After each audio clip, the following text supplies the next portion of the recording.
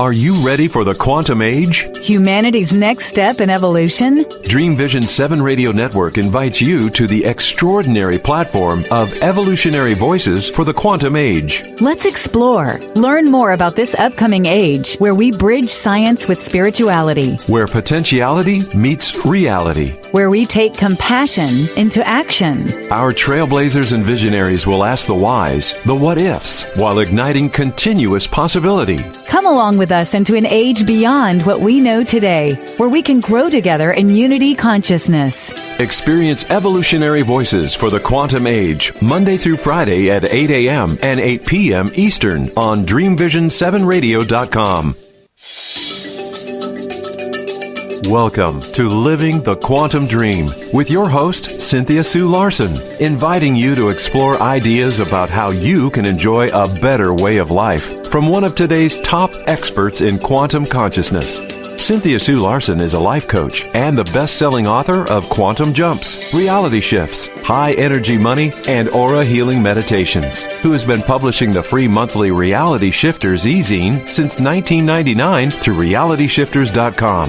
Living the Quantum Dream with Cynthia Sue Larson is part of Evolutionary Voices for the Quantum Age, heard Monday through Friday at 8 a.m. and 8 p.m. Eastern on the Dream Vision 7 Radio Network.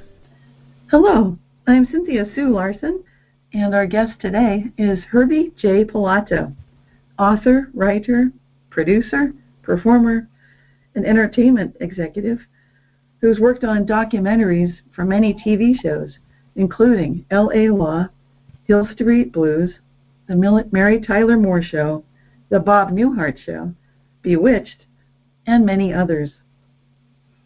Herbie J. founded the Classic TV Preservation Society, dedicated to the positive social influence of classic television programming. Welcome, Herbie. Thank you, Cynthia. Thank you for having me on this show.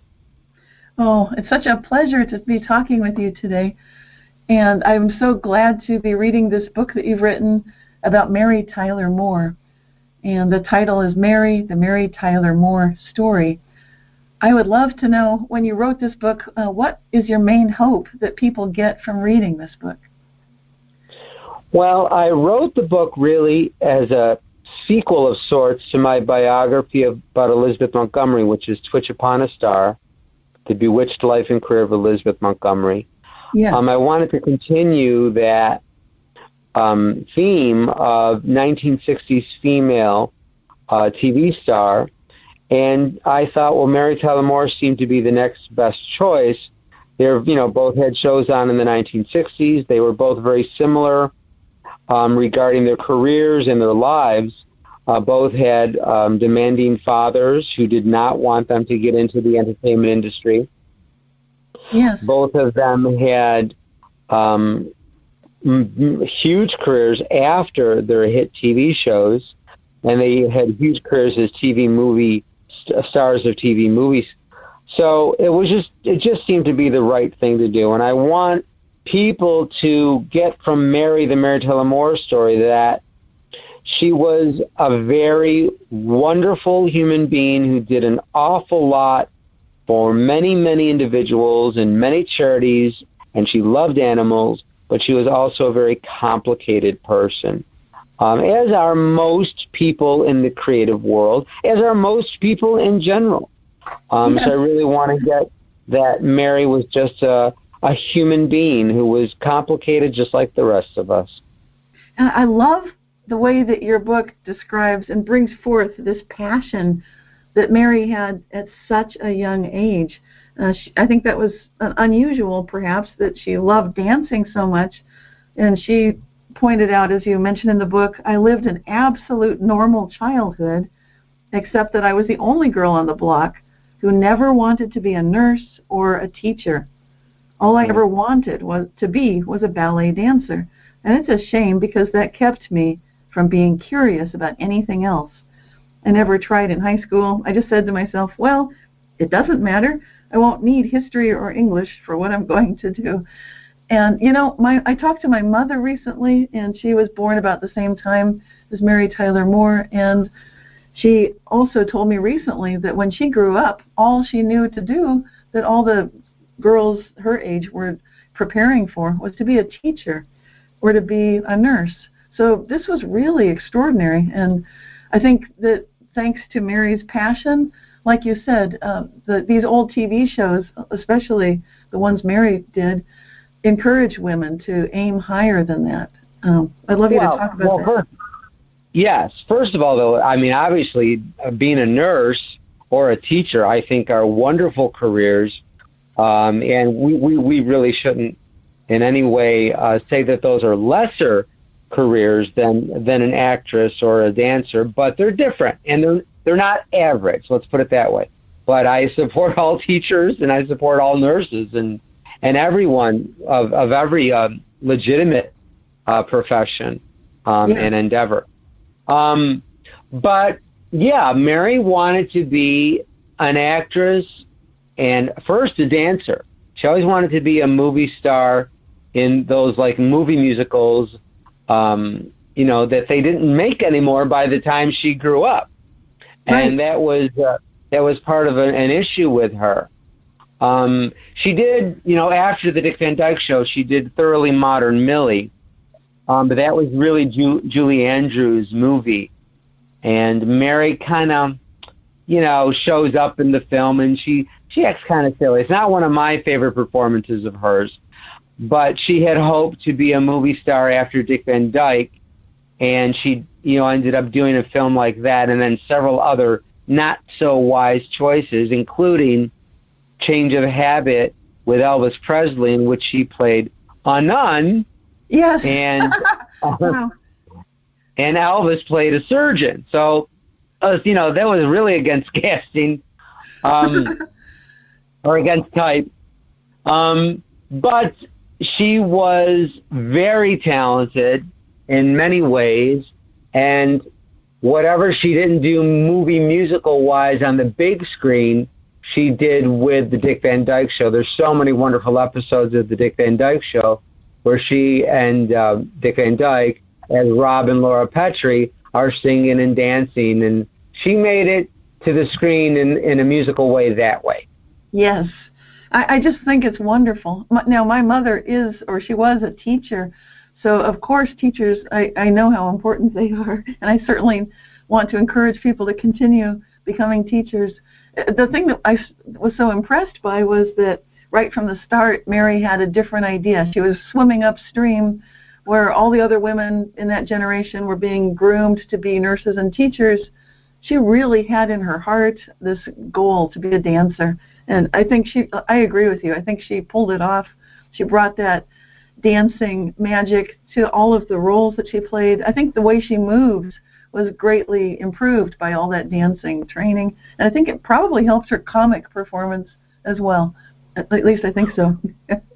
Well, I should teach acting and writing too, but yes. I think not only should every actor take a dance class and a singing class, or every singer should take a dance and an acting class, and every dancer should take an acting and a singing class, but everybody should take an acting, dance, and singing class. I really believe that. It helps for those who are shy.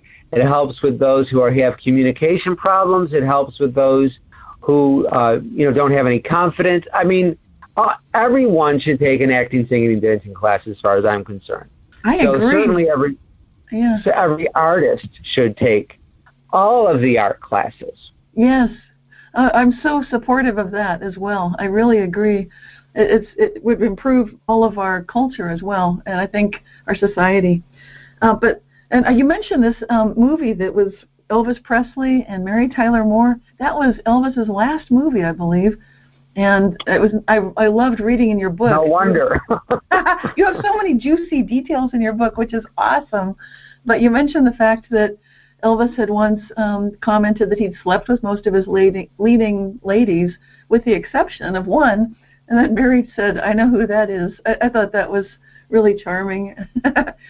Yes, that one was her. Yeah. And also, too, interestingly enough, Elvis had a little crush on Elizabeth Montgomery. Wow. So, I mean, who didn't have an Elvis? Who didn't have a crush on Elvis, of women-wise, and I guess some guys, and who didn't Elvis have a crush on? So, he was Elvis Presley. That's right.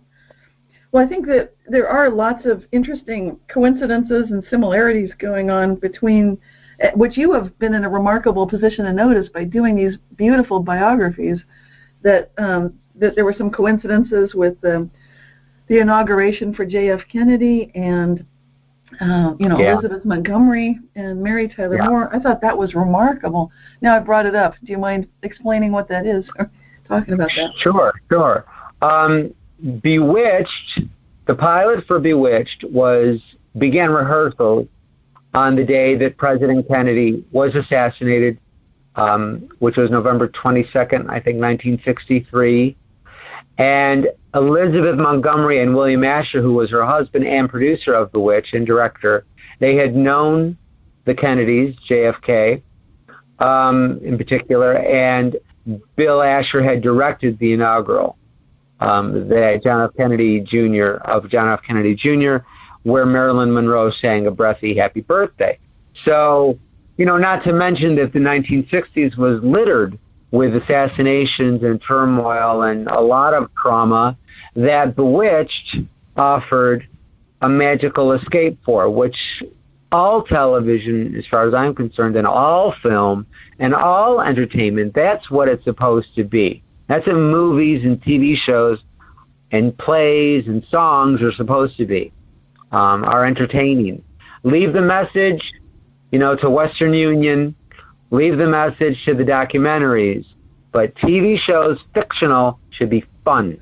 And that's how I Oh my gosh, I agree. Yes, and there are some good reasons for that. This show is all about quantum consciousness, so I'm going to just touch on that briefly while we've got the opportunity to do so. And of course, when you're considering possibilities, when your imagination is going into how good can it get, you can much better do that when you're not feeling that there's some preachy message going on that's being pushed on you, whether it's advertising or in the show itself. Yes, exactly. Exactly.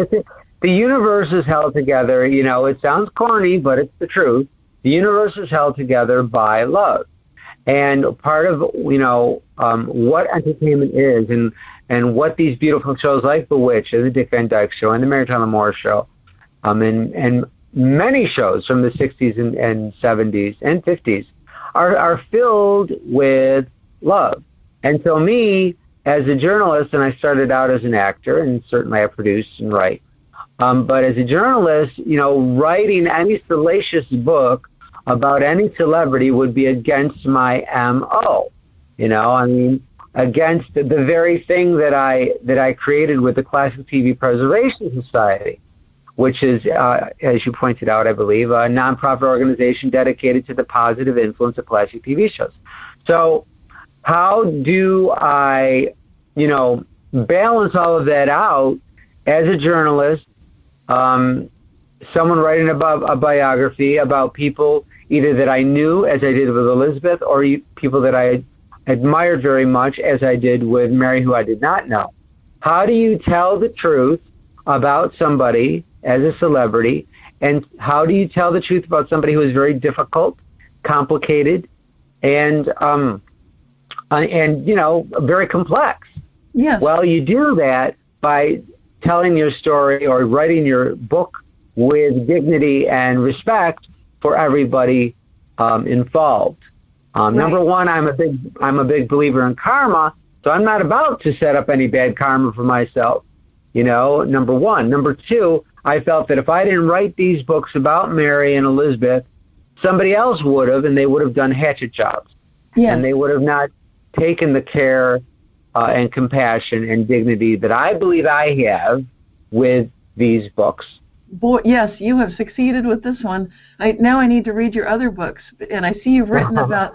I loved watching that Kung Fu TV show. I loved Bewitched. So many of the books you've written are. I looked at the list of books you've written. They're amazing. You've just gone right to the mother lode, in my mind, in my heart, of the wonderful classic TV shows that really influence so many of us in so many ways. So Thank you. Yeah, I think you've set people's lives